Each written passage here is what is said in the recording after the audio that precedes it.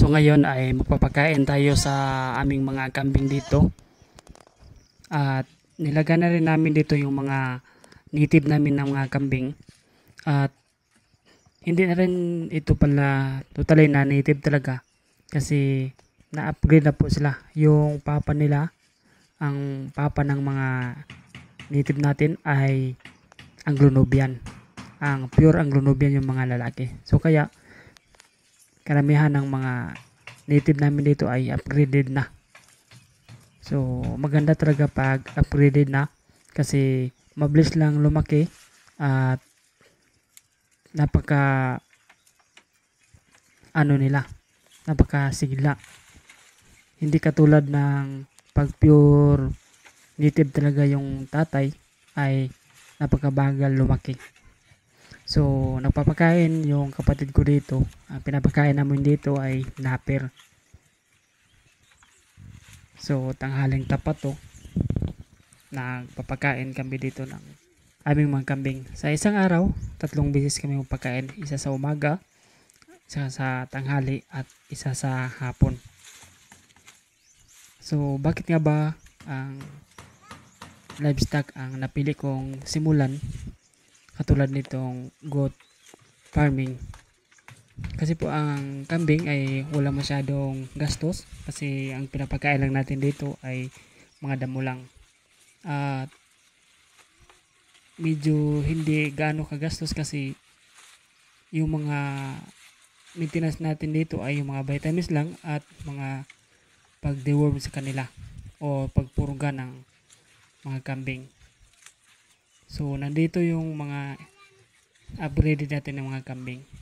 So yung mga upgraded namin mga kambing, yung mga native, ay hindi lang namin nilagay dito kasi maliit yung pabahay ng kambing namin at napaka siksikan sila dito. Kaya yung mga native namin or yung mga upgraded namin sa labas lang namin nilagay para hindi sila magsiksikan dito. So sana makagawa kami ng bahay ng kambing namin. So sa ngayon hindi pa talaga kami makagawa kasi busy pa. So nakakatawa tingnan ang ating mga alaga habang kumakain sila. Nakakawala ng stress at pagod. Kahit anumang pagod natin sa panguha ng kumpay ay pag makita natin yung mga kambing natin na malulusog, mawala po ang ating pagod, lalo na pag mag-anak na sila. So ngayon ang mga kambing namin dito ay hindi pa sila nakastahan kasi yung bago kong buck or yung lalaki ay hindi pa magkasta. So ito yung mga upgraded natin mga kambing. Yan, ito yung mga upgraded. Ito yung mga nanay nila.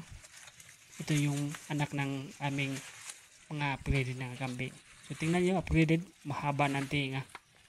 So hindi lang namin naputulan ng sungay dito kasi nga natakot kami sa baka mamatay yung bisiro. So kaya hinayaan lang namin na tumubo yung sungay.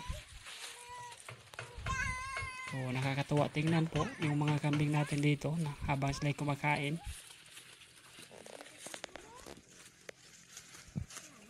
Dito sa amin palaging umuulan dito. So kaya yung mga napir namin, mga sitarias at mga indigo ay napaka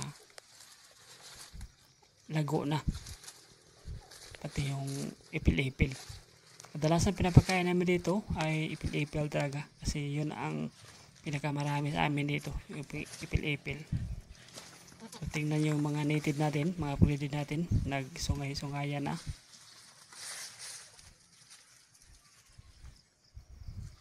Yan, ito yung mga upgraded natin mga kambing. Halos black yan sila lahat. At ito naman dito, ito yung mga Anglo-Nubian natin, yung mga kambing. Yung nasa taas, yung kulay puti, may putian yan, yan yung anak ng ating Anglo-Nubian. So dumalaga na sila. Siguro mga 9 months, magpakasta na yan sila. So sana ay maswerte tayo dito at sana bigyan tayo ng magandang anak nila.